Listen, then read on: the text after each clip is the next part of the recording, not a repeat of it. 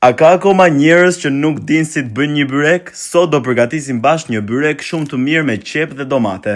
Ju pyeta te videoja e djeshme me çfarë ta bëja byrekun sot dhe të gjithë më thatë me qep dhe domate, sepse është byreku perfekt tani në verë me këtë gjellë verore.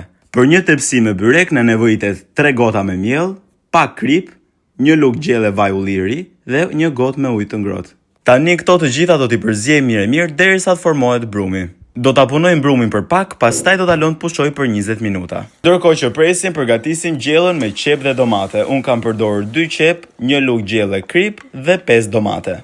Por i kisha bërë llogaritet gabim se pasi mbarova byrekun më teproi akoma gjellë, kështu që bëni më pak. I kam hedhur piper të zi, rigon dhe një gotë ujë që të ziej.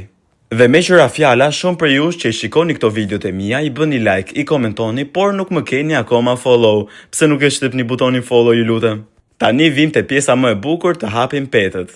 Do t'i hapim kulaçën në këtë madhësi duke i lyer me vaj dhe duke shtruar një petë përsipër. Pastaj të dyja petët bashk do t'i hapim në një petë të madhe siç po e bëju në video.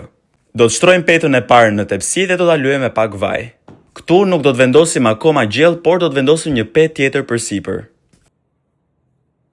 Pasi ti kemi vendosur 2 petë poshtë, tani është momenti që të vendosim shtresën me gjell.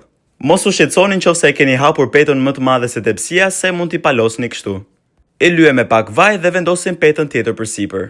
T'ju them dhe një gjë tjetër, sot kur po përgatisja këtë byrekun, po më shikonte gjyshja dhe tha, "Ore çunja, ke marrë mirë dorën byrekve."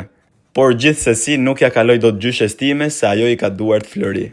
I kam hedhur dhe pak vaj përsipër dhe e kam pjekur në furrë në 230 gradë për 25 minuta.